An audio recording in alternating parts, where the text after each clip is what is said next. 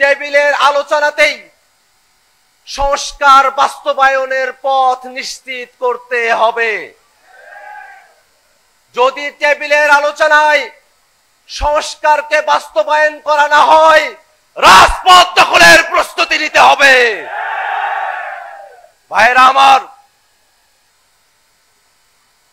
বাংলাদেশে যদি সংস্কারকে বাস্তবায়ন করার জন্য 24-এর অভ্যুত্থানের মতো করে আমাদেরকে আবার রাজপথে আসতে হয়, এই জাতীয় যুব শক্তির নেতৃবৃন্দ কি রাজপথে আসতে প্রস্তুত আছে?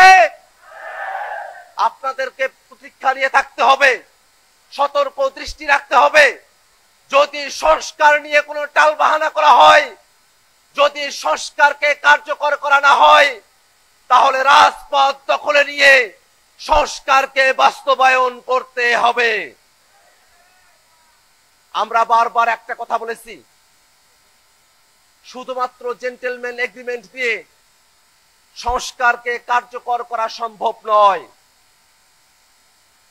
জুলাই সনদকে আইনি ভিত্তি দিতে হবে। এলএফও করে প্রেসিডেন্টের অর্ডিন্যান্স দিয়ে যে পন্থায় সম্ভব, সেই পন্থাতেই জুলাই সনদের কার্যকারিতা নিশ্চিত করে জুলাই সনদের ভিত্তিতেই সামনে নির্বাচন আয়োজন করতে হবে।